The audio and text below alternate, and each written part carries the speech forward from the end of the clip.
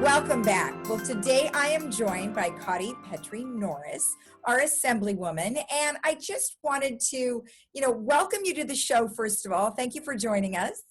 Oh, Lisa, it's always so good to see you. Thanks so much for having me.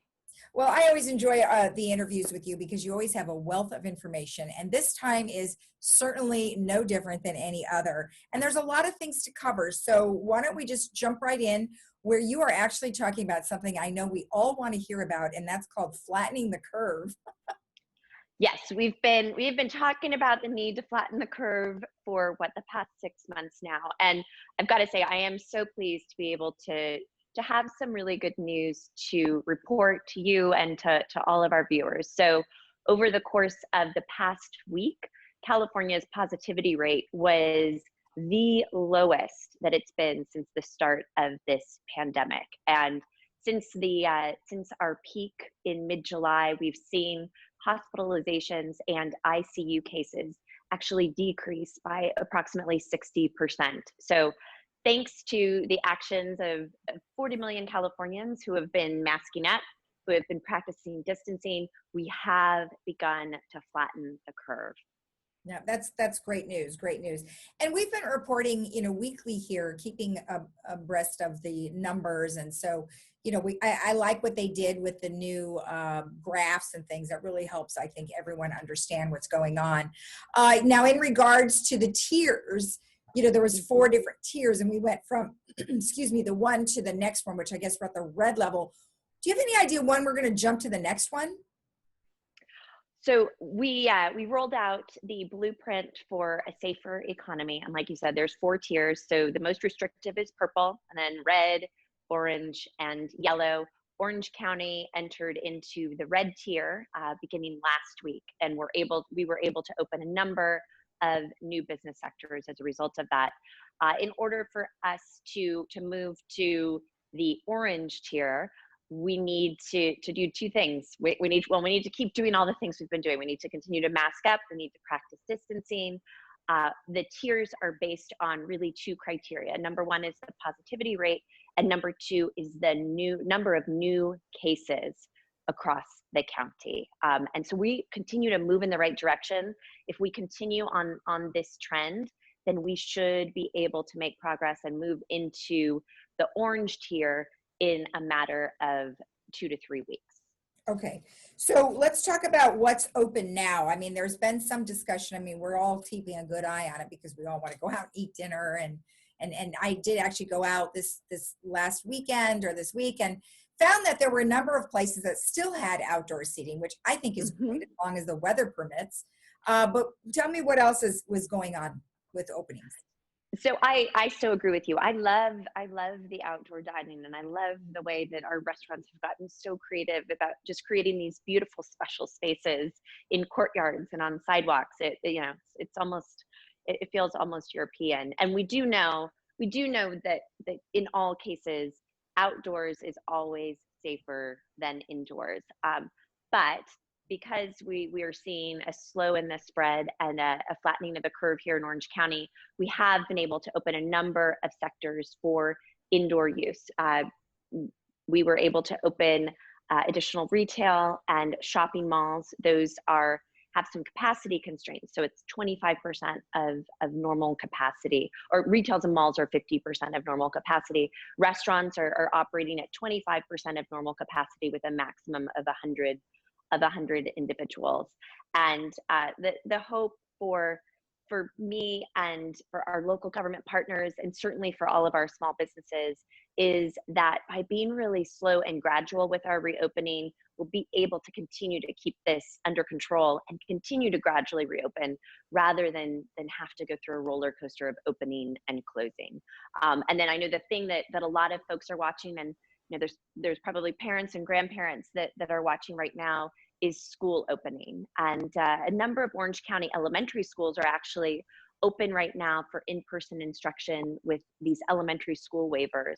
And all Orange County schools are going to be eligible to reopen September 22nd. Each of our school districts and our superintendents and our school board leadership are working really, really hard to ensure that we can bring students back to the classroom in a way that keeps our students and our teachers and our families safe. Yeah, and I've talked to some parents who are finding it rather difficult to sit there and make sure that their children are watching their TV or their monitors to pay attention, because they just want to, get up and go do something, and it's not easy. I mean, obviously the teacher can't go, "Oh, you sit down," kind of a thing. So that's Right. good news, really good news. It That's is great. good news. Yeah, That's and I know as I think Lisa, I've got an 11 and 13-year-old here at home. So we are like parents and grandparents all across Orange County. We are navigating the travails and the adventures of online schooling right now. well, no, and then once they all go back to school, you guys are going to go, "Wow, it's just so quiet." All right. What are some of the things that we should be paying attention to moving forward, especially with, fall coming, and then we've got our flu season as well? Yep. Yep. And so while I am cautiously optimistic, we know that we have to stay vigilant, particularly when we think about the fact that fall's coming, winter's coming. We've all been warned about the risk of this twin-demic where we're battling COVID-19 as well as a flu season. So the top tips that I continue to hear from our medical experts and our scientific experts, it's all the stuff we've been doing. It's, washing your hands, practicing distancing, wearing a mask, and everyone needs to get a flu shot this year. Everyone needs to get a flu shot. I wonder if getting the flu shot would actually help our immunity system against COVID. I haven't heard anything regarding that. It's interesting. I think we are, it's not just you and I that are learning new things every day. It's our best and brightest scientific minds are learning new things every day about, how we can fight this virus and slow the spread. And certainly we know that ensuring that you don't get the flu so your immune system isn't depressed and depleted, it's nothing but a good thing. Okay, good.